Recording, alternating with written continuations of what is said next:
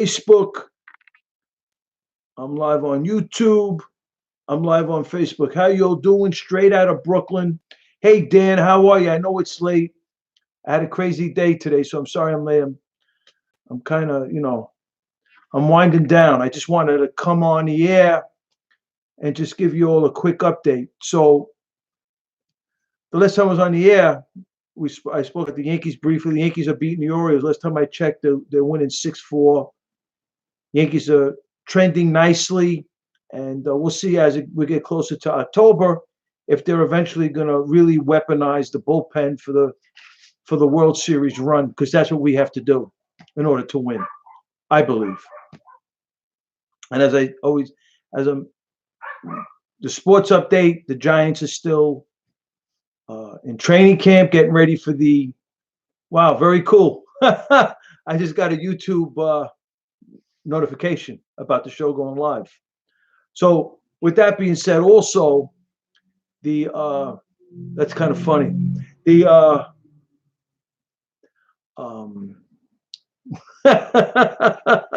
So we got the Giants are getting ready for the I think the September opening, September 2nd, I think, something like that. So we got that. We're going to talk about that as we start to get closer towards opening day in the NFL.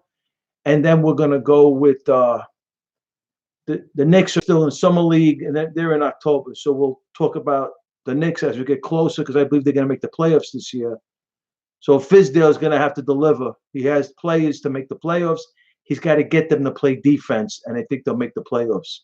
So this is what. So this is my sports take. My Yankees are trending nicely, and we'll see if Booney and Rothschild are going to weaponize this Yankee bullpen, throw their assets on the table, and get them ready for the October, the postseason run, and with the grace of God, the World Series.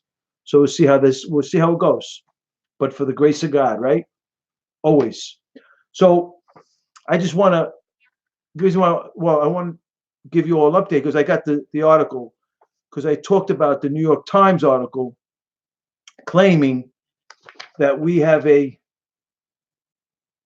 white Christian. I wrote that in because the New York Times don't have because now we're talking about our great president, Donald John Trump, and this is how, so before I go into this article, because we spoke about this yesterday, I gave an in-depth analysis. We had the map. It was really crazy. I looked at the show.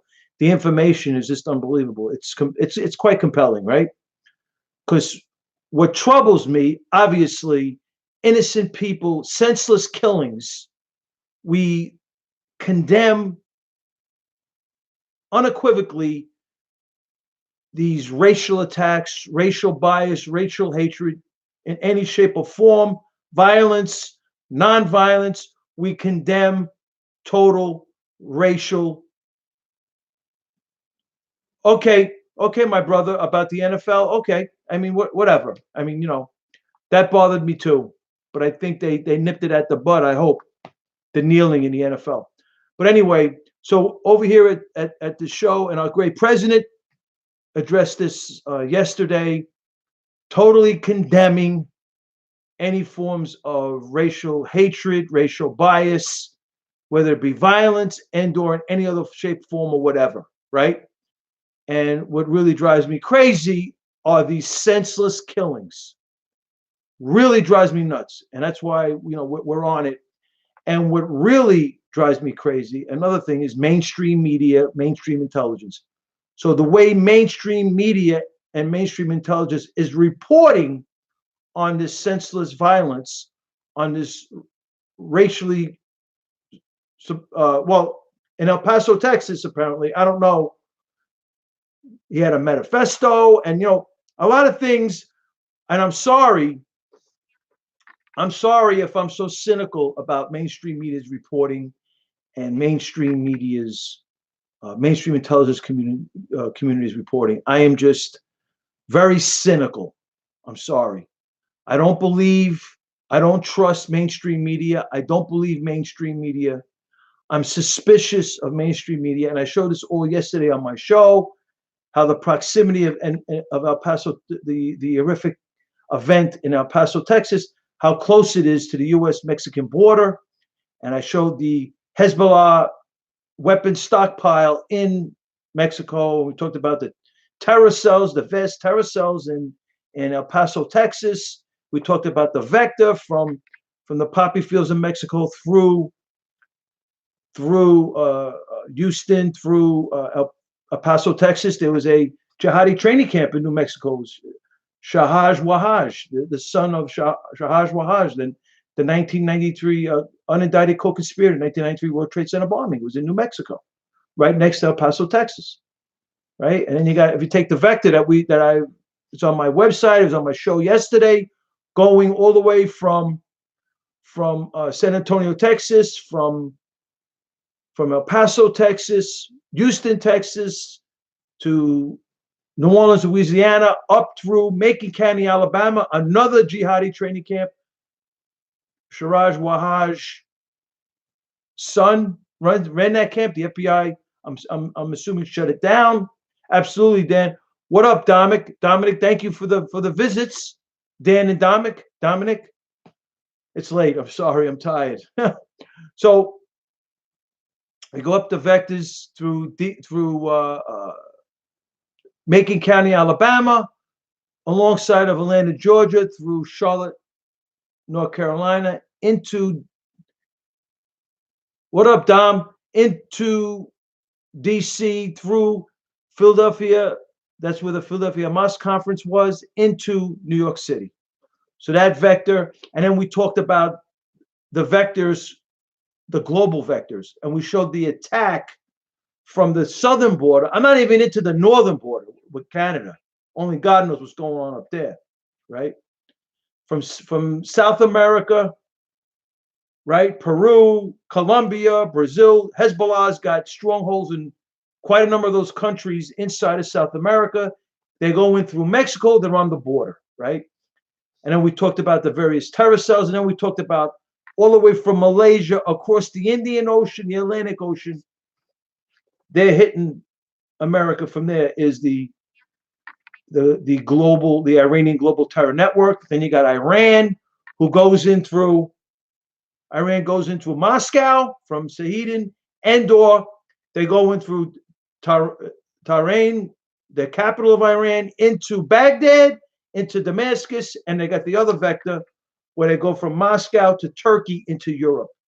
So they go into Europe through Moscow and/or Turkey, from Europe, and then from Europe, Hamburg, Germany, terror cell over the Atlantic Ocean into America. Then you got Sudan, right? From Sudan, the Pan-Islamic Summit in Sudan, right? With Hassan Tarabi. This is the 1993 World Trade Center bombing, and you had Sudanese nationals coming to America, working with the Sudanese mission, diplomats working with the radical Islamists, casing New York, casing New Jersey, casing Connecticut, looking for buildings to blow up and Americans to kill, right? And we have, so this is what, like, the reporting is what drives me crazy, right? Because we have, like, for example, the New York Times claiming we have a white, they don't have the cuyones to say Christian, but that's what they're implying, right? We have a white Christian nationalist terrorist problem, according to the New York Times. You believe this? Comparing this to the global Iranian terror network, the radical Islamic global movement, the global jihadi movement. Beyond belief, right? Absolutely, Dominic. God bless you. This is like crazy, right? So I'm like, when I see this, I'm like, are you serious? And that's why I had the map, but I'm not going to do it tonight. My last show, I had the map. The last 15 minutes of my show, I gave it a map analysis.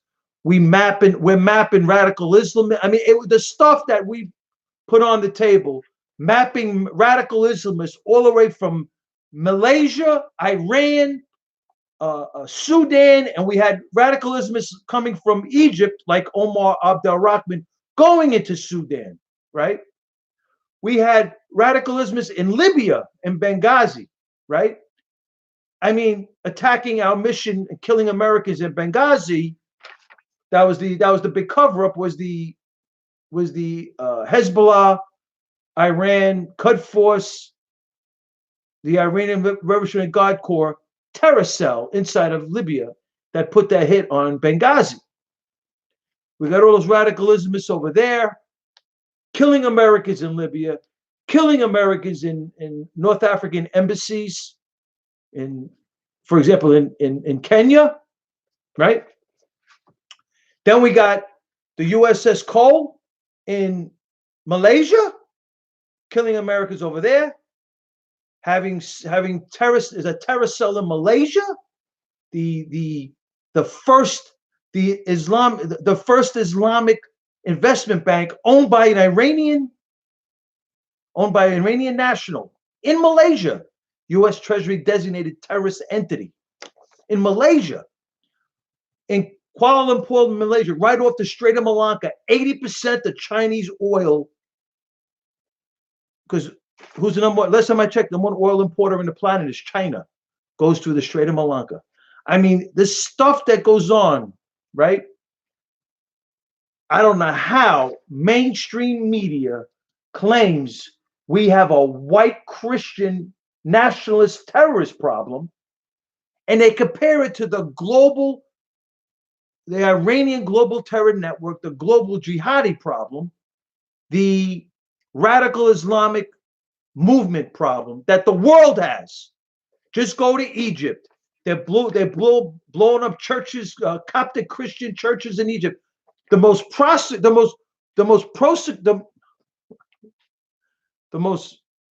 persecuted. I meant to say, it's late. I'm sorry. The most persecuted religion on the planet is Christianity.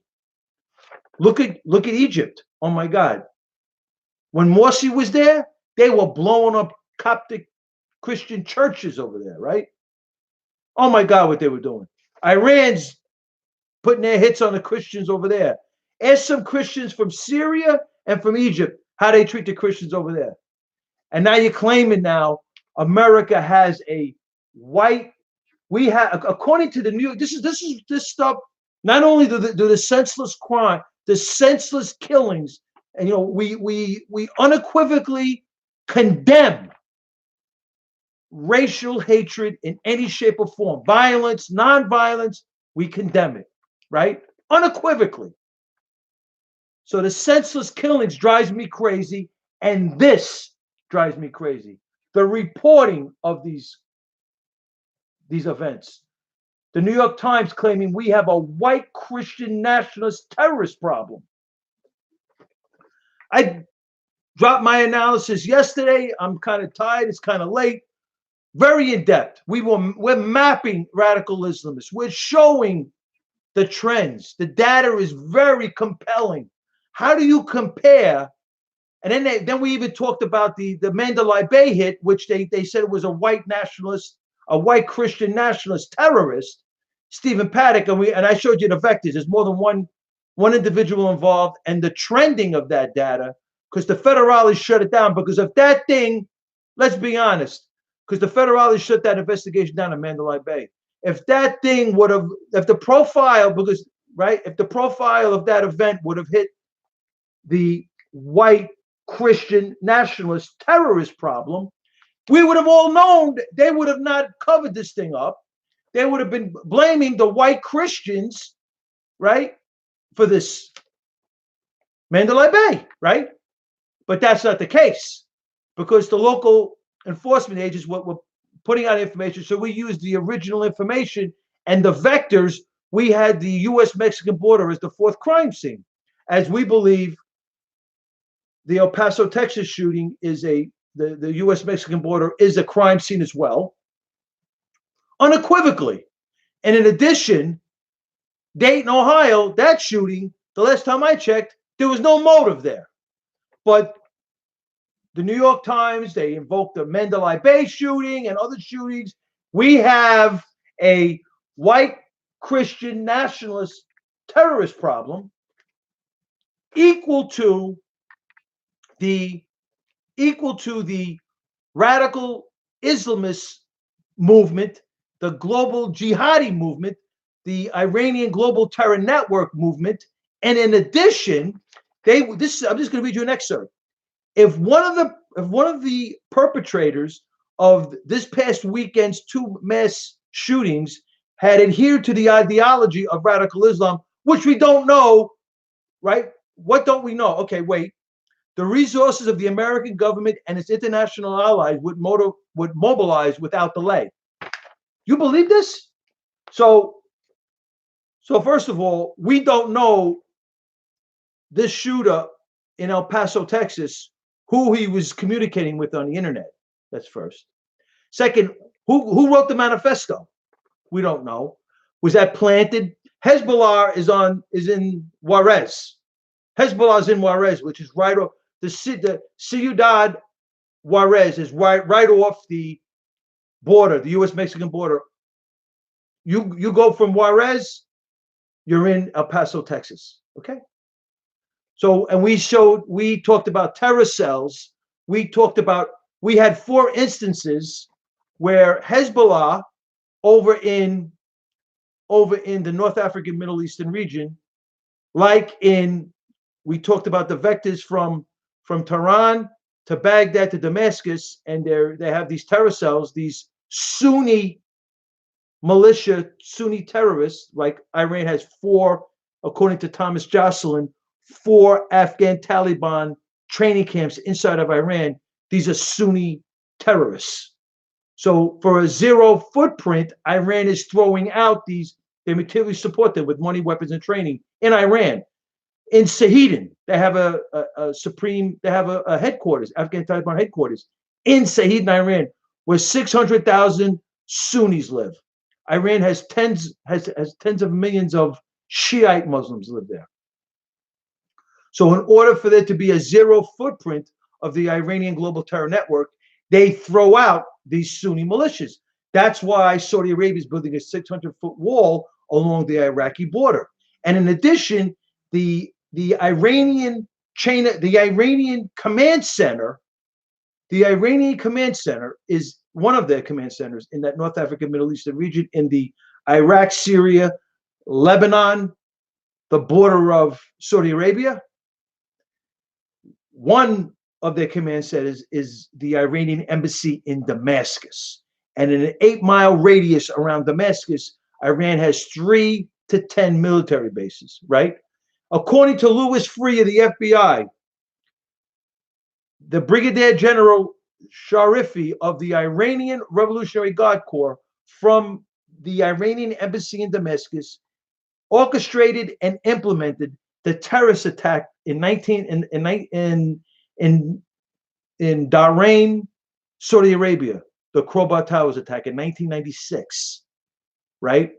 So we have data, among other things, military bases. So here's another instance where from Damascus, Syria, the Iranian Revolutionary Guard Corps is conducting a terrorist attack from Syria and utilizing Saudi Hezbollah inside of Saudi to put the hit on the Americans, as they did in Benghazi, where they put together from Ajabaya, which is from Ajabaya in Libya, 90 degrees north is Benghazi.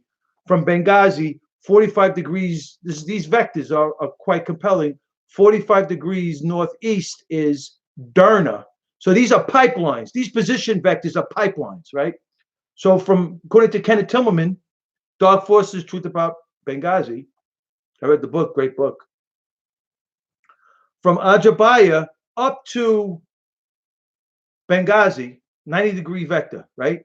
That's a pipeline, a logistical technological pipeline for an Islamist stronghold inside of Benghazi.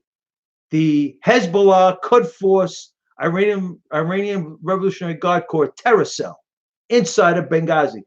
This terror cell was a terror cell that put together the Ansar al-Sharia, the Sunni terrorist entity that put the hit on Benghazi and killed the Americans in Benghazi. That was the big cover-up, right? money, weapons, training, human assets. They had they had Al Qaeda foreign fighters coming in from Derna into Benghazi, into this terror cell, right? Ansar al Sharia. So another zero footprint for the Iranian global terror network, right? It's not coming from Iran. You don't know what. And then they got Mohammad Jordaki, Khalil Harab meeting and funding this thing, according to Kenneth Tillerman, 8 to 10 million with the Qud Force bank accounts in Malaysia, in the First Islamic Investment Bank. Beyond belief, conceivably, right? Then when you come to America, you got the border here, right? Now, that's three instances that I got over in the global side of this, where basically they're changing the profile, right? Are these Middle Eastern individuals? Are these Persian? I mean, who are these individuals, right? You got the Saudi Hezbollah putting a hit on Bahrain in Bahrain, the Khobar Towers, by the Iranian Revolutionary Guard Corps. Then you got them sending in Sunni militia into Saudi, the Iranian Revolutionary Guard Corps, right? So you got that vector.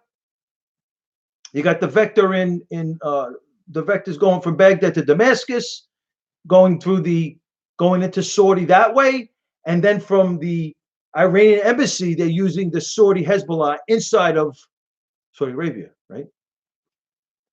So that's two, right? And now we got the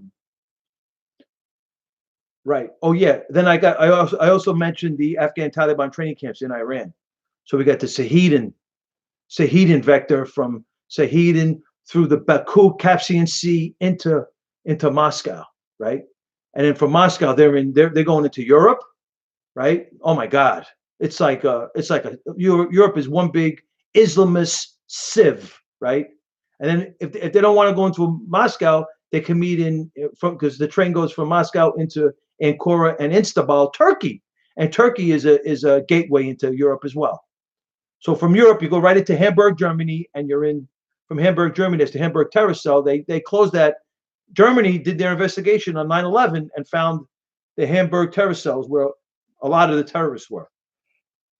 They came from Germany. Unbelievable, right? 9/11 hijackers. Some of them, a lot of them, they had a terror cell in Germany. So over the Atlantic Ocean, right? So what we're trying to show is also, in addition, we're showing the attacks, how under siege our great nation is, from all the way from Malaysia across the Indian Ocean and the Atlantic Ocean from Malaysia. And also we're showing how the Iranian, they call this asymmetrical warfare by the Iranian Revolutionary Guard Corps, by Iran, right? Like it's like a guerrilla warfare, right? And this started in the 1980 to 88 Iran-Iraq war, and that was where Iran. It was a senseless war. It was tactically, militarily, tactically, it was very ineffective. Millions of people got killed senselessly. And they were screaming Allah, and they were getting. I mean, it's beyond belief. The same stuff, right?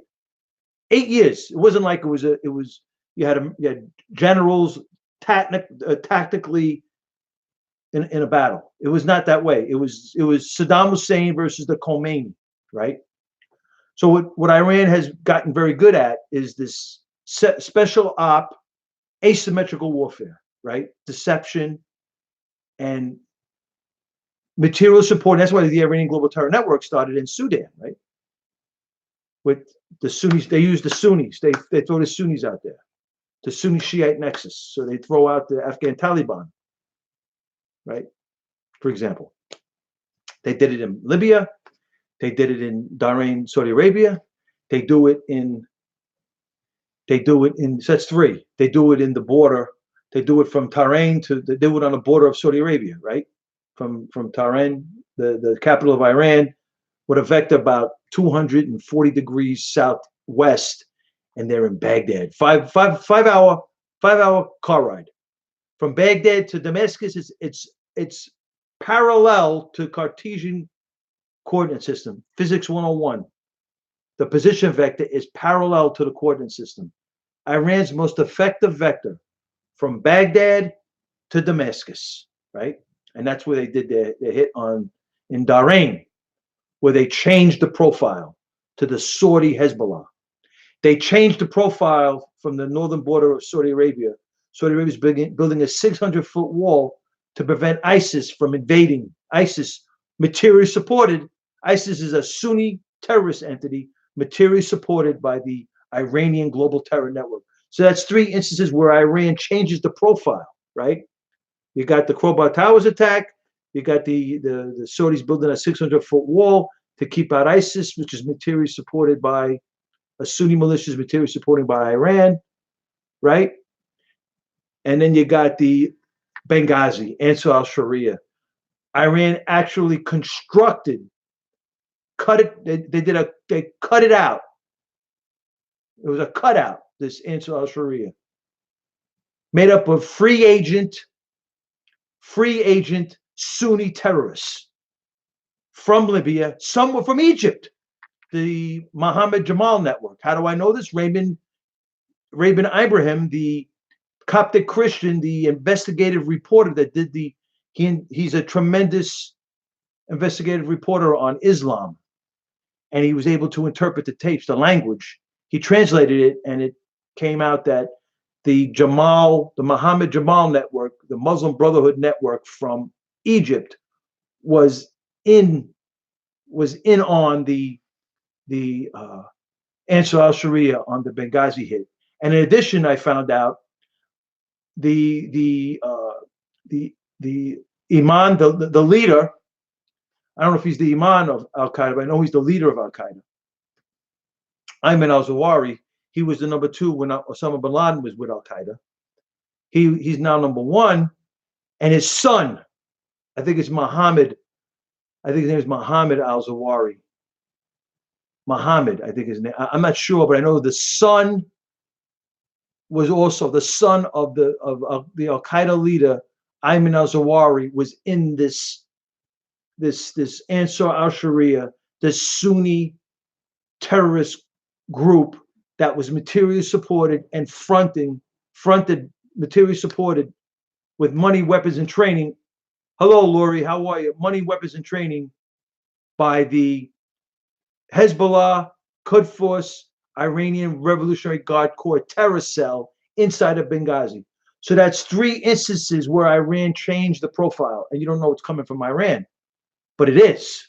Now let's go to the United States, right? You got the first one we know of is the 2011 assassination attempt on the Saudi ambassador to the United States from the U.S.-Mexican border, where we had an Iranian American going over into Mexico, meeting a Quds Force leader who happened to be a relative, and giving a Mexican drug cartel member $100,000 to come. FBI had this on tape. FBI had this on tape. Yeah. Right? So we have a Mexican drug cartel member. So we have the Iranian American and a Quds Force leader from the Iranian Quds Force, special forces of the Iranian Revolutionary Guard Corps, bribing a Mexican drug cartel member to come into America and whack a Saudi ambassador to the United States. That's an act of war, right? Fortunately, he was thwarted. This Iranian American was arrested at the JFK airport. The FBI was on this like bees to honey. I mean, they were on this like bees to honey. They were on this thing, right? But here's once again, Hezbollah, Iranian Revolutionary Guard Corps, Quds Force terror cells on the U.S.-Mexican border, changing the profile. Went from Middle Eastern to Spaniard. How would we have, if the FBI didn't investigate this, we would not have known that the Hezbollah, who is the Shiite terrorism arm of Iran, the Quds Force, the Iranian Revolutionary Guard Corps terror cell on the U.S.-Mexican border, materially supported this Mexican drug cartel member to come over here in America and whack the Saudi ambassador to the United States. Once again, they changed the profile there, right? And the fifth one is this Adan El Shrike Juma, the Saudi national that came over to America in 1999, 2000, established residency in Florida, developed contacts with the 9/11 hijackers in the Florida terror cell with Mohammed Atta before the September 11, 2001 hit, ended up in El Paso, Texas with an El Paso, Texas terror cell with Imad Karaka, the FBI asset, quite frankly, and two other Islamists, right?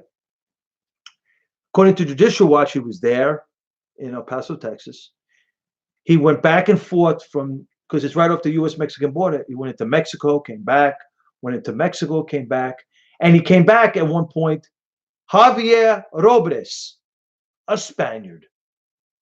So here we go now, right? We have at least 5 instances where these radical Islamists have changed the profile of who's doing the terror, who's planning the terror, who's plotting the terror, and who's actually carrying out the terror. And more instances than not, the Iranian Global Terror Network, the global jihadi movement, it's being materially supported by a Middle Eastern source, but the front is not Middle Eastern. It's Spaniard. Who knows? I mean, it's Spaniard. It's different, right? It's not the Iranian Global Terror Network. Hezbollah is on the border, and then you got the weapon stockpile in Mexico, the Hezbollah weapon stockpile in Mexico, which was substantiated by the U.S. the U.S. versus Jamal Youssef case. That's Judicial Watch, and the weapons that Hezbollah is hoarding on the U.S.-Mexican border is beyond belief. And there's, according to Judicial Watch, there's also an ISIS training camp over there. So Hezbollah, who's training the Mexican drug cartel members, according to Judicial Watch, in explosives, right? Because that's Hezbollah's thing, and I'll show you tomorrow what Hezbollah did in Bahrain, Saudi Arabia, in the Khobar Towers attack. So with all this is why, you know, when I look at this stuff and I look at this, the reporting, not only does the senseless killings drive me crazy, which they do, the reporting, I don't believe, I don't trust, I am suspicious of mainstream media and mainstream intelligence. I'm sorry. I hate to be so cynical. I just am. We have a white Christian nationalist terrorist problem. I mean, are you kidding me? And then Mandalay Bay, where we don't even know what happened over there. And obviously it didn't fit the white Christian nationalist problem that mainstream media wants to purport, equating it to the Iranian Global Terror Network, the radical Islamic movement, the global jihadi movement, is beyond belief, right? This is why I go, no, I'm like, this is crazy. White Christian nationalist terrorist problem. Mandalay Bay, the federales shut it down, the investigation. We'll never know what happened over there. But I bet $1 to a donut. I like that. If the profile of that terrorist attack in Mandalay Bay, where it was horrific, right? Senseless killings. We don't know till today who actually did it, right? And I saw and heard the amateur video on the ground, and I heard the radio dispatches telling the cab drivers that there's multiple shootings at multiple places, not just Mandalay Bay. So only God knows what happened over there in Vegas in October 1st of 2017. If those shootings would have fit this profile, white Christian national terrorist problem, they would have, oh my God, they would have been jumping for joy over there. Oh my God, everything would have been opened up, but it probably didn't. Because if it did, it would have fit it. Because the truth be told, because we believe the fourth crime scene is the U.S.-Mexican border. Look at El Paso, Texas, and how close El Paso, Texas is to the U.S.-Mexican border. They got weapons over there. They got drugs over there. They got human assets. They got radicalismus over there. And they can throw in the Mexican drug cartel members so they can change the radicalismus. They got money. Thank you, Obama. Thank you, Hillary Clinton, right? Project Cassandra. Obama shut down that project. That was drug enforcement agents globally surveilling the drug trafficking activities of who? Hezbollah, right? And you got the Counter-Proliferation Initiative inside the DOJ. That's a management entity shut down by the Obama-Clinton crime family because of the implementation of this fake Iranian nuke deal, as he shut down Project Cassandra. And the Counter-Proliferation Initiative, it was a global surveillance of individuals and entities, any businesses trying to help Iran in their thirst for nuclear proliferation. So the Counter-Proliferation Initiative was trying to coax individuals and businesses to get into friendly jurisdictions so they could charge them with aiding and abetting Iran's thirst for nuclear proliferation. And they had cases pending, this DOJ management team. And what did Obama do? Shut it down. And he actually got the cases dropped for Iranians, Iranian Americans, etc. Beyond belief, right? So once again, this is the reasons why this is the reasons why I go crazy on this stuff, the reporting, and they claiming that we have a white Christian nationalist terrorist problem. And yesterday I showed you on the map, all the way from America's under assault, all the way from Malaysia, Kuala Lumpur, Malaysia, which goes across the Indian Ocean and the Atlantic Ocean into America. Sudan, vectors in there, Sudan into America.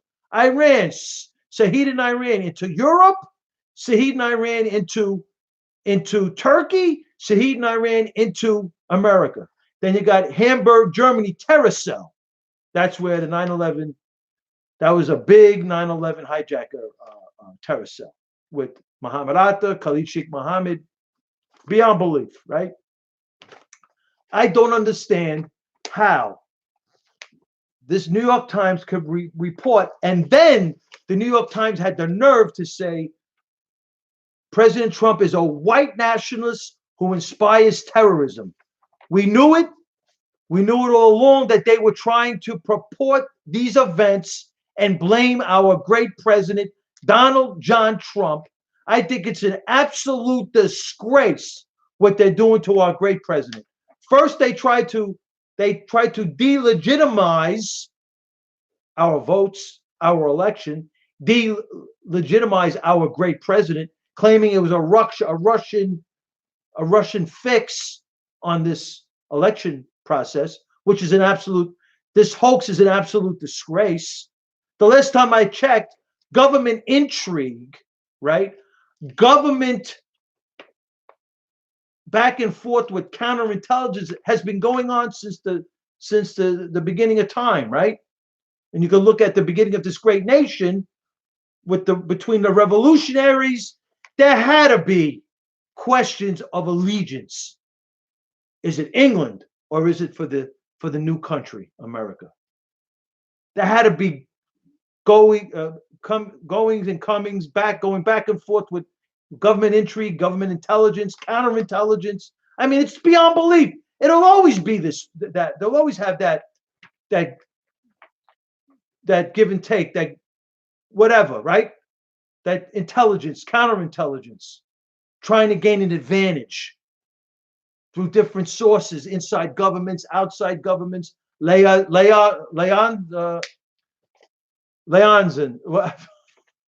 It's so late. I'm sorry.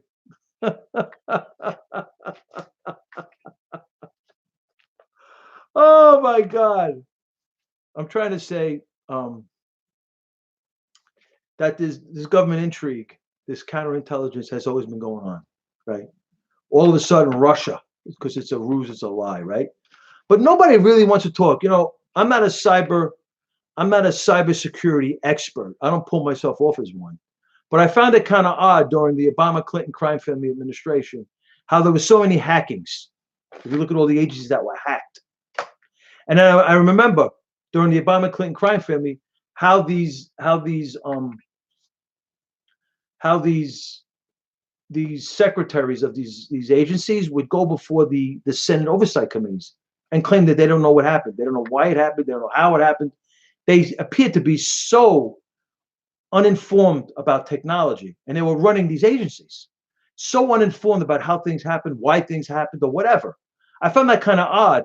And then when I found out, and when it came to the public domain, that Hillary Clinton had a server in a basement of her house running in her own intelligence agency, conceivably a lot of Benghazi information on that server. And Obama claiming he knew nothing about it, but then it came out in 60 Minutes. He received 18 emails from the server in Hillary Clinton's basement. So he knew about that server outside of the GOV government network, a private server running her own intelligence agency. The Obama-Clinton crime family running their own intelligence agency in the basement of her house. Was all that a ruse? All these cyber attacks, a ruse? In other words, not for us to focus on the Hillary Clinton server in the basement of her house, running her own intelligence agency. Instead, all of the government agencies are hacked. So it's like a subterfuge, right? Meanwhile, the real hacking is Hillary Clinton's server in the basement of her house. It's beyond belief, right? I mean, I don't know, but I don't know how true that is, but I just find it odd. The cavalier attitude of the Obama-Clinton crime family and these cyber attacks, quite questionable. And then the laissez-faire approach to the classified information and who's cleared the clearance. There was questions about who actually has the clearance to review classified information. It started under the Clinton administration, and it was under the Obama-Clinton crime family information. So much so that the New York Times even wrote about it, claiming that since James Comey dropped the email scandal, the Clinton email scandal, and then the State Department said since Comey dropped it, they're going to pick up the review of the Clinton email scandal. According to the New York Times, that threatened the security clearance of any staff individuals inside the Obama-Clinton crime family that knew of the Clinton server in the basement of her house. And who knew about it? Barack Obama. I mean, it's beyond belief, right? Yet, like we have a Russian fixed job trying to delegitimize our votes, trying to delegitimize our great president, Donald John Trump. Now they're trying to delegitimize our great president, claiming his movement is white Christian national terrorist movement. That's what they're implying. This is an absolute disgrace on the reporting of mainstream media and mainstream intelligence, right? So I meant to say liaisons. It just came to me. So I was trying to talk, when I was talking, it just came to me, for the grace of God. When I was talking about the government intrigue, a lot of ways on how information is passed through is through liaisons. And, that's another issue. Different governments meeting up in different ways through liaisons, etc., trying to play the intrigue to see who can gain an advantage through information. And now with the digital world, it's even more profound because they can actually hack systems, hack networks, hack power grids, and really hurt countries, right? Like they did with the with Sputnik, and they took out the Iranian global terror network nuclear. Their P1s, I think it was, through, or P2s, I think it was the P2s, something, I don't know exactly. I remember the documentary. It was well done. I saw the documentary on what Israel did to the Iranian nuclear program. It's called Sputnik. They totally, with malware, with virus, destroyed. I think it was Iran's second attempt, something like that. It was like the Iran's second attempt, because they had the first attempt was with AQ Khan, and that didn't work out. It may have been another attempt through a different way, because the AQ Khan's attempt for Pakistan, who he was the father of the nuclear Pakistan's nuclear proliferation program, nuclear program, and he was at the time in the early 2000s. He was big in nuclear proliferation. He tried to help Gaddafi become weapons of mass destruction, and then Gaddafi to the weapons of mass destruction at the feet of the United States government, and the Obama Clinton crime family killed him. I'm not saying they killed him, right? I'm not saying he was a good guy, but they killed him. But anyway, so I got that right. It was liaisons. I'm sorry, it's late at night. I got on late. I'm on the air now, 46, so it's got to be close to 12 o'clock. I'm tired. I'm sorry. I was supposed to get off earlier. I just wanted to come on because I wanted to talk about this. I told you about this article, and white Christian nationalist terrorist problem, right? According to the New York Times. And then they say President Trump is a white nationalist who inspires terrorism. Do you believe the reporting? Beyond belief. So it went from Russia, the Russian fix, now, so where our votes don't matter. The president, according to the DNC, the stealth jihad radicalism is the DNC, right? Because the Christians are persecuted throughout the world, and now that the DNC has taken the Council of American Islamic Relations, the global jihadi movement has taken control basically of the Democratic National Committee, with Tom Perez, the head of the former head of the DOJ's Civil Rights Division under Obama. Stealth jihad radicalism is Tom Perez, and Keith Ellison, co-chair. He swore in under the Quran. So basically, the Council of American Islamic Relations is running the DNC. White Christians. They're killing Christians throughout the world, are these radical Islamists, right? Blowing up churches in Egypt, Coptic Christians. I speak to some of the Christians from Egypt, what the radical Islamists are doing over there. Speak to some of the Christians from Syria and how they were treated by the Assad regime. That's the Iranian, that Assad fronts for Iran. Iran gives Assad 3 to 15 billion a year annually. Iran has 3 to 10 military bases in 8-mile radius around Damascus. Above Damascus, 2 to 4 Russian military bases inside of Syria. Iran with Russia, with Putin. So it's United States, Israel, Egypt, and Saudi Arabia versus Iran, Hezbollah, and Russia. And President Trump made that alliance in Riyadh. That's the genius of President Trump. President Trump is real. Things get real because he's a real leader. He doesn't come to the mic and speak from the bully pulpit in presidential language.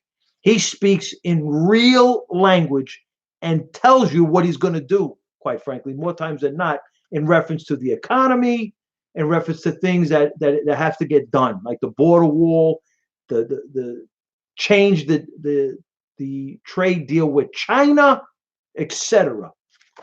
So this here, I find, just as I find unconscionable the senseless killings The senseless killings. I find this unconscionable too. We have a white Christian nationalist terrorist problem. So I'm a white Christian. I'm a Eucharistic minister at my church, Mary Queen of Heaven. So I guess that I'm a white Christian, a white Christian nationalist terrorist problem because I'm a big time Trump supporter. It's beyond belief. This stuff is crazy. Crazy. So I found the article. I told you I'd come on here. I found the article. And so it's late. I'm going to get off the air. Thank you all for the visit. I'll see you. I'll be on the air definitely tomorrow. And we're going to continue. Because I was going to go into the Kelly Moore article before these shootings, but and this whole thing over here, I had to address this. Oh my God. So tomorrow I had the vectors. My show yesterday, I showed you all the vectors. I showed you the map. I showed you how could they compare whatever they're trying to compare this white Christian nationalist terrorist problem to the global jihadi problem, the radical Islamic global network, the Iranian global terror network, which goes all the way from Malaysia across two oceans, the Indian Ocean and the Atlantic Ocean, to America. We're under siege from Europe, from Africa, from Asia, from Malaysia,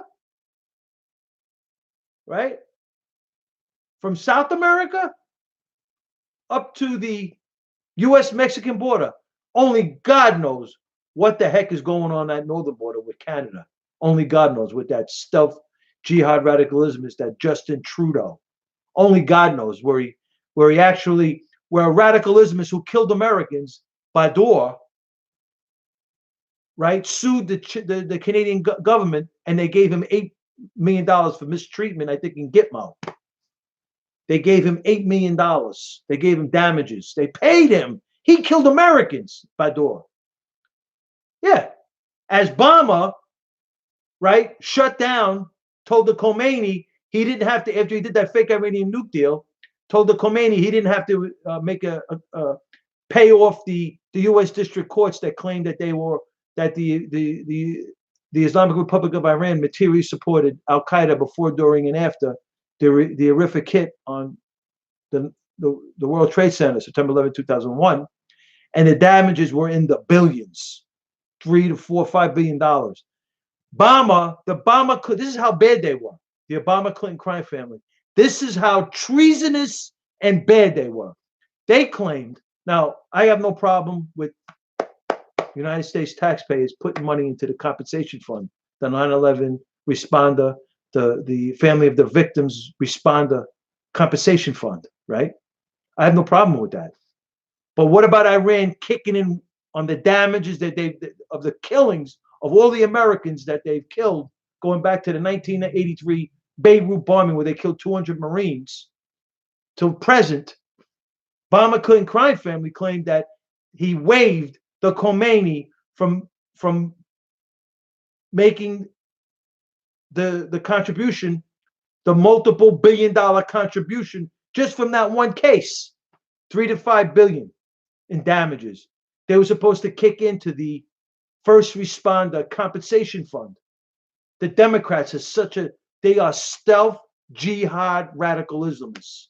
I'm telling you, they're run by CARE, the Council of American Islamic Relations. I'm telling you.